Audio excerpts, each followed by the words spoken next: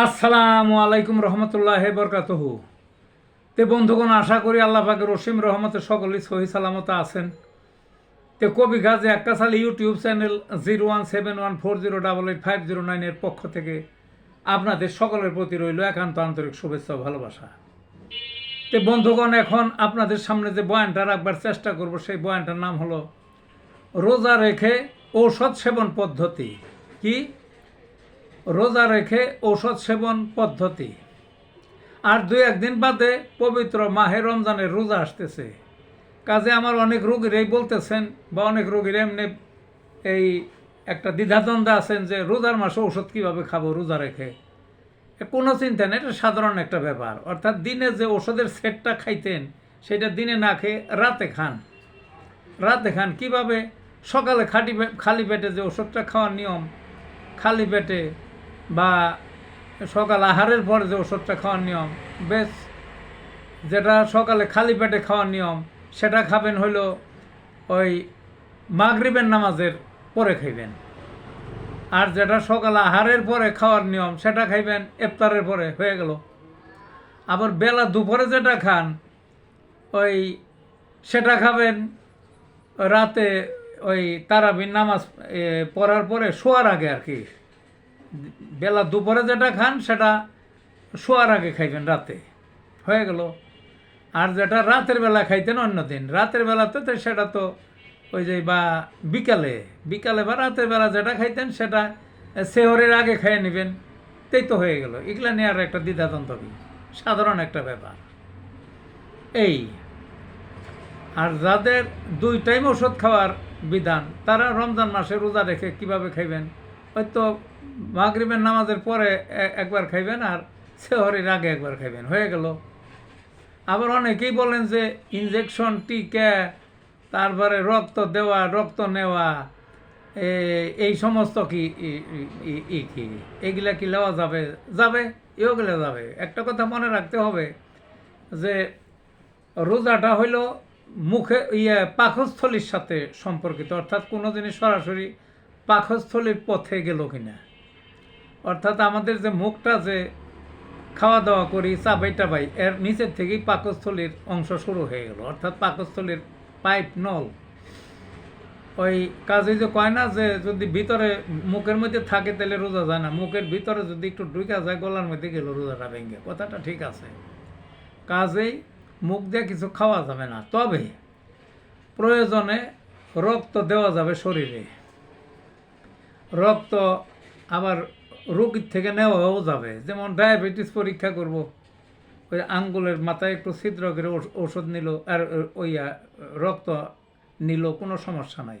আবার ল্যাবে যারা রক্ত এই করে, ওই যে সুগার টুগার ইত্যাদি ইত্যাদি পরীক্ষা করে, রক্তের বিভিন্ন পরীক্ষা, তারা কি করবেন? তারা তো একটু রক্ত বেশি দিতে হয়, দিবেন, কোনো সমস্যা নাই। এগুলো পাকস্থলীর সাথে তো সম্পর্ক নাই। আবার যান বাঁচানা রোগীর ঔষধ রক্ত দেওয়ার দরকার, দিব, এটা তো আর পাকস্থলীর সাথে সম্পর্কিত না।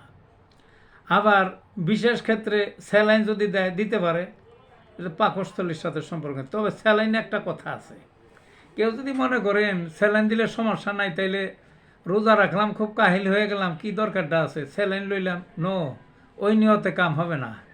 ওই নিয়মে শরীরটাকে সতেজ রাখার জন্য, সুস্থ রাখার জন্যে স্যালাইন দিয়ে তাহলে তো এটা তো বন্ডামি রোজার সাথে, বুঝলেন না? ওইটা কাজ হবে না। তারপরও এই স্যালাইন ট্যালাইন, বিশেষ করে স্যালাইনের ক্ষেত্রে, বুঝলেন না, এই স্যালাইনের ক্ষেত্রে ওই ডাক্তার মহোদয় কি বলেন, এটা এই মাসলাটা নিতে হবে মুসলিম ডাক্তার, দাও মুসলিম বিজ্ঞ ডাক্তারের কাছ থেকে করতে হবে স্যালাইন লওয়ার ক্ষেত্রে। তিনি যদি না করেন তাহলে লওয়া যাবে না। তিনি যদি বলেন ওই ক্ষেত্রে তাহলে হবে। আরেকটা ব্যাপার হলো, কতগুলো জটিল ব্যাধি আছে, যেমন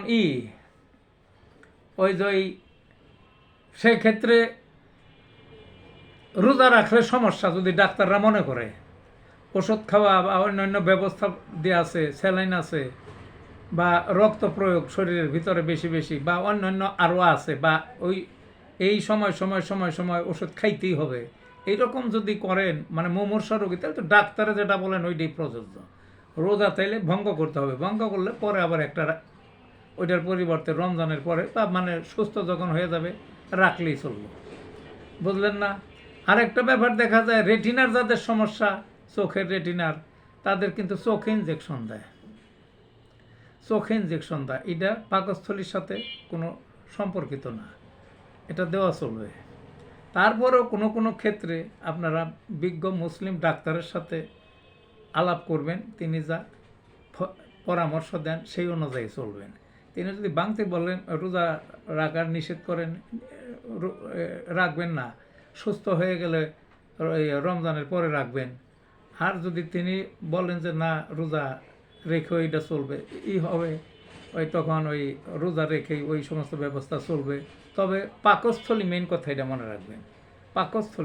পাকস্থলীতে সরাসরি যায়, পাকস্থলীর অংশের মধ্যে ঢোকে, মুখের ভিতরে ঢোকে, এই সমস্ত একেবারে সম্পূর্ণরূপে নিষিদ্ধ, এই সমস্ত ওই মুখে দেওয়া বা গ্রহণ করা বা ইত্যাদি। কারণ রোজাটা মূলত হলো পাকস্থলীর সাথে সম্পর্কিত, এটা মনে রাখবেন।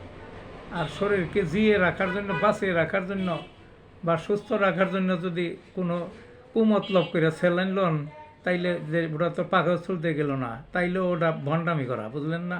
কাজেই ভালো থাকুন বন্ধুগণ, সতর্কতায় চলুন, রোজা রেখে রুগীরা সতর্কভাবে ওষুধ খান। আর যদি কিছু না বুঝেন, তাইলে পারে এই বিজ্ঞ মুসলিম ডাক্তারের পরামর্শ লন, তিনি যে পরামর্শ দেন সেইভাবে আপনারা রোজা রাখেন, ওষুধ খান বা রোজা ত্যাগ করেন, পরে রাখেন।